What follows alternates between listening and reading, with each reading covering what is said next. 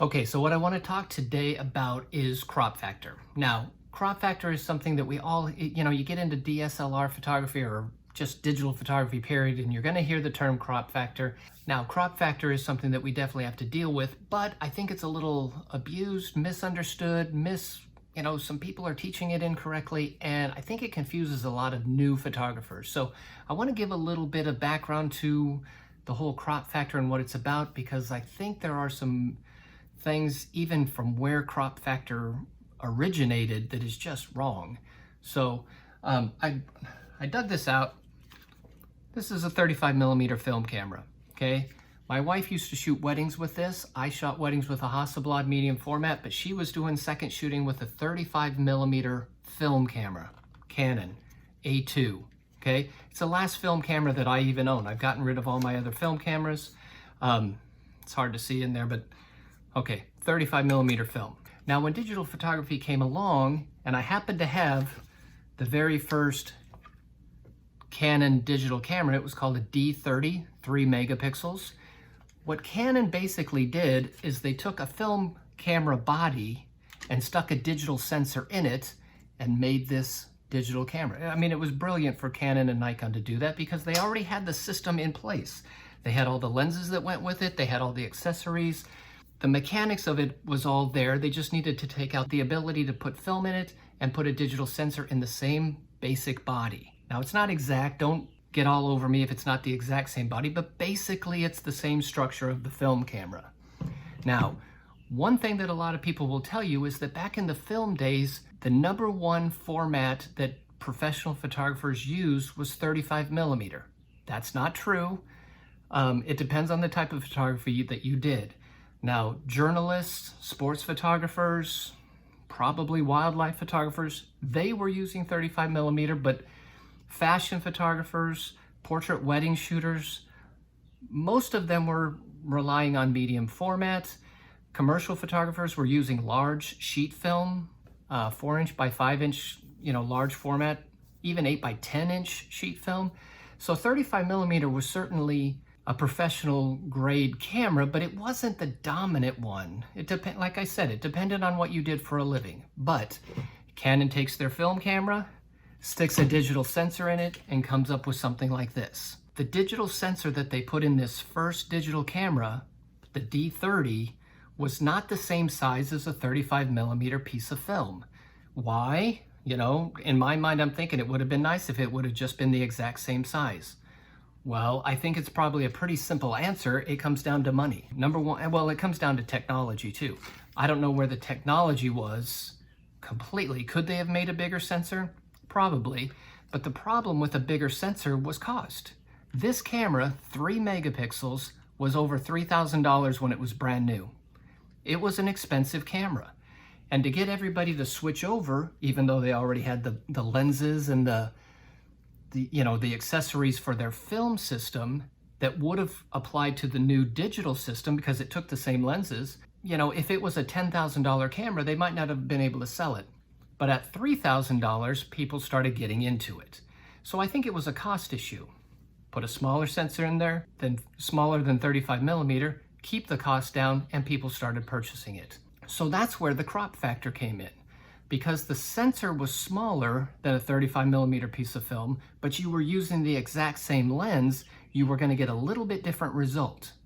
The different result was simply that lens projects an image to the back of the camera, but now your digital sensor is only seeing a smaller part of it. So when you hear somebody say, this is the full frame equivalent, that's what they're talking about. 35 millimeter wasn't the standard for all photography, but it was the size of a 35 millimeter piece of film, which is the camera body that they chose to put the new smaller sensors in. Here's where it gets a little tricky and where I think a lot of misinformation really starts popping in.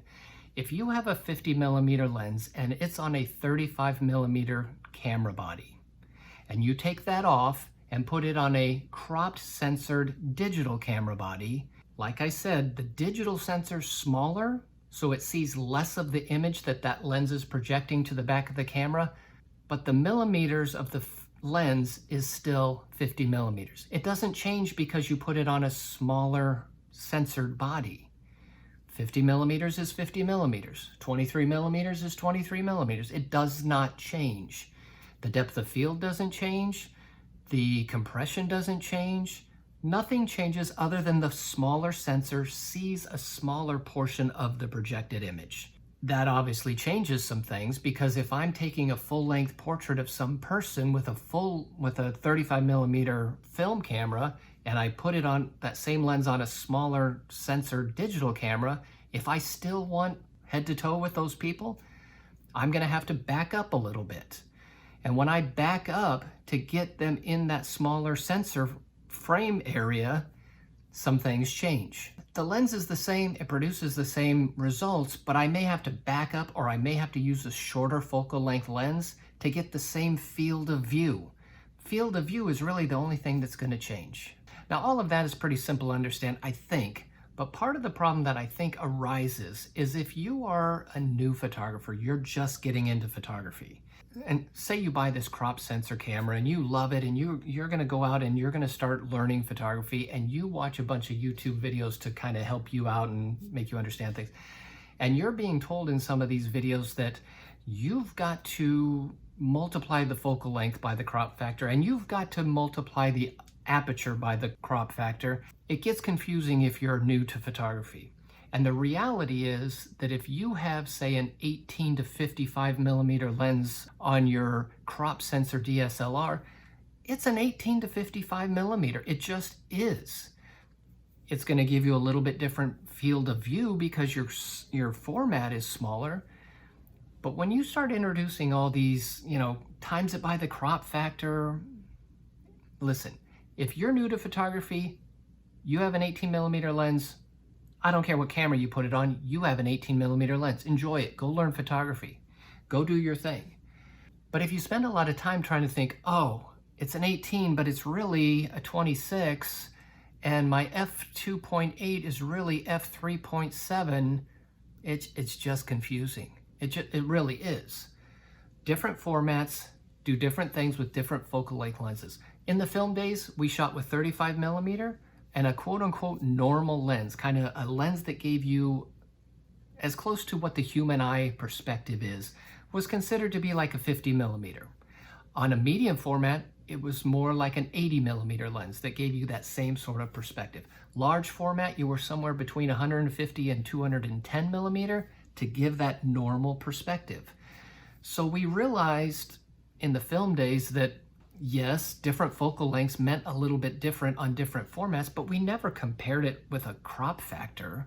The only reason a crop factor came in, like I said, was because they took a 35 millimeter film body, stuck a digital chip in it, and used the same lenses. They had to say something because it was going to look a little bit different to your eye when you looked through it. Didn't change the focal length, again, like I said.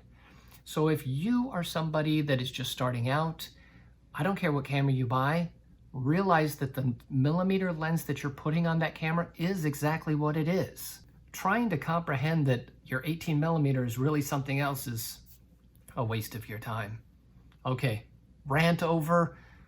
Again, thanks for subscribing. Thanks for commenting. We got some big shoots coming up in the next week or two, so I'm very excited to do that. We're gonna have a little kid or two in the studio doing some stock photography with them. Excited about that. And actually I have a little trip coming up as well, so I'm excited to show you that. But thanks for watching, have a great day, and I will talk to you guys all very soon.